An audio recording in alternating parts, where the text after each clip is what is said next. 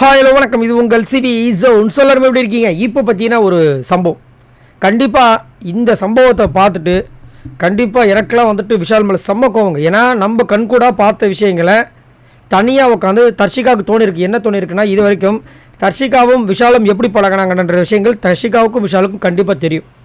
வெளியில் பார்த்தா நம்ம எல்லாருக்குமே தெரியும், இது அந்த கேமரா வழியாக பார்த்தா எல்லாருக்குமே தெரியும், சரிங்களா? ஆனால் அவர் என்ன சொல்கிறாரு, நான் மற்றவங்க கிட்ட பழகின மாதிரி தான் பழகினேன்னு சொல்லிட்டு அவர் சப்பக்கட்டு கட்டினாலும் தர்ஷிகாவுக்கு தெரியும். அதனால் தர்ஷிகா தனியாக பேசிக்கலாம். ஏன்னா இதை வந்துட்டு நிறைய பேர் என்ன பண்ணுறாங்க, அவங்களோட சுயலாபத்துக்காக ஒன்றால் தான் தர்ஷிகா வெளியே போயிடுச்சுன்னு சொல்லிட்டு நிறைய பேர் பண்ணுறாங்க. அந்த மாதிரி நான் விஷால் மேலே பழிய போட விரும்பலை. அந்த மாதிரி வெளியே போனதுக்கு நான் தான் காரணம், இதை நான் தனியாக பேசிக்கிறேன்னு சொல்லிட்டு தர்ஷிகா போயிட்டு விஷால்கிட்ட பேசுகிறாங்க. ஒரே ஒரு சரியான ஸ்ட்ராங்கான ஒரு பாயிண்ட் கேட்டாங்க. நீ யாரை வேணால் என்ன வேணாலும் சொல்லி இது பண்ணலாம், ஆனால் என்கிட்ட சொல்லு, நான் வந்துட்டு உனக்கு ஸ்பேஸ் கொடுத்தேன், நீ எனக்கு ஹோப் கொடுத்த பை ஆக்ஷன்ஸில், இதை நீ முடியாதுன்னு சொல்லவே முடியாது, இதுக்கு பதில் இருக்கான்னு கேட்டாங்க. உண்மை தானே? எத்தனை நாள் நைட்டு தர்ஷிகா கிட்ட இவர் வந்து பேசிகிட்டு இருக்கும்போது அன்ஷிதா கண்ணுக்கு தெரிஞ்சுதா? தெரியவே இல்லை. அன்ஷிதாவை கண்டுக்கவே இல்லை. தர்ஷிகா வெளியே போனதுக்கப்புறம் தான் அன்ஷிதான்றவங்களே அவங்க மைண்டுக்குள்ளே வராங்க. அதே மாதிரி தர்ஷிகா கிட்ட எத்தனையோ வாட்டி அன்ஷிதா கிட்ட ஏன் நீ இதை பற்றி பேசுகிற அப்படின்னு அன்ஷிதா நிறைய வாட்டி தர்ஷிகாவுக்கும் இவங்களுக்கும் இருக்கிற விஷயங்களை பற்றி அவங்க பேசியிருக்காங்க. அவ்வளவு விஷயங்கள் பேசிட்டு ஒரு ரிங்கை வந்து கொடுக்கும்போது அப்போ தான் அவருக்கு அந்த மைண்டே வருது, நம்ம வந்துட்டு ஒன்று பண்ணிகிட்ருக்கோம், அதோட இது வந்துட்டு முத்தி இந்த இவ்வளோ தூரம் வந்துருச்சு, அதனால தான் அந்த பொண்ணு ரிங் கொடுக்குது, இதுக்கு மேலே நம்ம கட் பண்ணலாம், இது கண்டிப்பாக நம்மளுக்கு ஒரு பிரச்சனையாக போகும்னு சொல்லிட்டு என்ன பண்ணுறாரு, அவங்க எவிக்ஷன் ஆகும்போது உன்னுடைய ஜென்யூனான அன்புக்கு ரொம்ப நன்றின்னு முடிக்கிறார், சரிங்களா? ஆனால் இப்போ இப்படி ஒருத்தர் நான் ஃபஸ்ட்டு ஒரு கேரக்டர் நான் பார்த்ததே கிடையாது, சீரியஸாக சொல்கிறேன் நான். இப்போ வந்து அந்த பொண்ணு தனியாக உட்காந்து அழுகாத குறையாக வந்து சொல்லுது, நான் வந்து நீ சொல்கிறல என்னை வந்து இது பண்ண, நீ ஒரு இடத்துலையாவது நான் வந்து ஆக்சுவலாக நீ எனக்கு ஸ்பேஸ் கொடுத்து நீ எல்லார்கிட்டையும் என்ன சொல்லியிருக்கேன்னா, நான் உனக்கு அந்த ஸ்பேஸை கொடுத்துட்டேன்னு நினைக்கிறேன். உண்மையாகவே அந்த ஸ்பேஸை கொடுத்தது நான் தான். ஏன்னா எனக்கு ஒரு நம்பிக்கை இருந்துச்சு, உன்னை எனக்கு ரொம்ப பிடிச்சிது, அதனால் நீ வந்துட்டு உன்னை பிடிக்கும், என்னை பிடிக்கும் உனக்குன்னு நினச்சிக்கிட்டு நான் ஒரு ஸ்பேஸ் கொடுத்தேன், நீயும் அந்த ஹோப்பை கொடுத்த, அதை மறுக்கவே முடியாது உன்னால். அப்படின்னா நீ இல்லைன்னா உனக்கு பிடிக்கல அப்படியே நீ ஹோல்ட் பண்ணியிருக்கலாம் அப்படின்னு கேட்டால் அவர் என்ன சொல்கிறாரு, அதே தானே நீ என்னை ஹோல்ட் பண்ணியிருக்கலாமே, நீ ஏன் வந்து ஸ்பேஸ் கொடுத்தேன்னு கேட்குறாரு.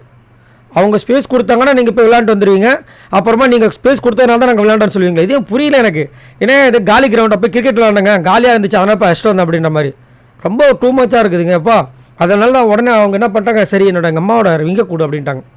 அப்படியே ஒரு மாதிரி இதுவாகிடுச்சு. அதே மாதிரி என்ன சொல்கிறாரு, நீ ஹர்ட் ஆகிடுவேன்னு சொல்லிட்டு தான் நான் எல்லா இடத்துலையும் வந்துட்டு உனக்கு நான் வந்து இது பண்ணல, நான் அந்த ஆக்ஷன்ஸை காமிக்கல அப்படின்றாரு.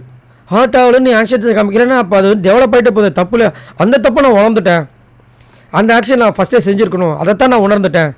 எப்படி கொண்டு வராருன்னா, நீ ஹர்ட் ஆகிடுவேன்னு சொல்லிட்டு நான் வந்து அதை பண்ணேன், மற்றபடி என் மேலே எந்த தப்பும் கிடையாது, நீ தான் அந்த ஸ்பேஸை கொடுத்து நீ ஏமாந்துட்ட, நான் உங்ககிட்ட ஹோப் கொடுத்தனா அப்படின்ற மாதிரி பேசுகிறாரு. அந்த ஹோப் கொடுக்காமே வந்து தர்ஷிகா எவிக்ட் ஆகிறதுக்கு முன்னாடி 2 பேர் நிலா வெளிச்சத்தில் உட்காந்து சேரில் போட்டு பேசிகிட்டு இருக்கீங்க. அந்த பொண்ணு வெளிப்படையாக சொல்லிடுச்சு, தர்ஷிகாவுக்கு விஷுவை பிடிச்சிருக்கு. அவரும் நோண்டி கேள்வி கேட்குறாரு. நம்மள என்ன நினச்சோம், அப்போ அவருக்கு வந்து இருக்கு போல இருக்குது, இந்த பிக் பாஸ் வீட்டுக்குள்ள அதை வந்து வெளிப்படையாக சொல்லக்கூடாது. ஏன்னா ஒரு இடத்துல சொல்லுவார், இது வந்து கேமு, என்னை பற்றி உனக்கும் தெரியாது, உன்னை பற்றி எனக்கும் தெரியாது, இது இருக்கட்டும், பட் நம்ம வெளியே போய் அதை வந்து இது பண்ணிப்போம் நிறைய இடங்களில் வந்து வார்த்தை சொல்லியிருக்காரு. இது இவர் வெளியே போய் அந்த அதாவது தூங்குறவங்களை எழுப்பிடலாம், தூங்குற மாதிரி நடிக்கிறவங்களை சத்தியமாக எழுப்பவே முடியாது. இதை தான் இப்போ இவர் பண்ணிட்டுருக்காரு. இந்த பொண்ணு அழுதுட்டோன்னா நம்ம வீக்காயிரும்னு தெரிஞ்சிடும் அப்படின்னு சொல்லிட்டு அழாமல் பேசுது, அதை பகடக்காயாக யூஸ் பண்ணி இவர் என்ன பண்ணுறாரு, அந்த பொண்ணையே வந்து கலாய்க்கிறார். ரொம்ப டூ மச் பார்க்கும்போது எனக்கே ஒரு மாதிரி ஆகிடுச்சு. அந்த லைவை க்ளோஸ் பண்ணிட்டேன். சரி, நீங்கள் உங்களோட கருத்தை சொல்லுங்கள். உங்களுக்கு உண்மையிலே வந்து விஷாலோட ஆக்ஷன் எப்படி இருந்துச்சு? இது வந்து ஊருக்கே தெரியும், உலகத்துக்கே தெரியும். சும்மா வந்துட்டு வீட்டில் இருக்கவங்க, அதாவது நம்ம என்ன வேணால் பேசலாம், ரிவ்யூ கொடுக்குறவங்க, ஆடியன்ஸ் என்ன வேணால் பேசலாம், ஆனால் கூடயே இருக்கிறவங்க, அந்த லட்டு அந்த அவங்களா இருந்தாலும் சரி, இந்த இவங்களுக்கு அந்த எல்லா கண்டஸ்டண்ட்டும் எல்லாம் கூட இருந்தவங்க, கூட இருந்து எல்லாத்தையும் பார்த்தவங்க எல்லாருமே வந்து சொல்லிட்டாங்க. அப்போ கூட இவர் ஒத்துக்க மாட்டார்னா இவர் எவ்வளோ பெரிய தில்லால கிடையாது இருப்பார் பாருங்க. மறக்காமல் கமெண்ட்ஸ் பண்ணுங்கள். பாய் நண்பர்.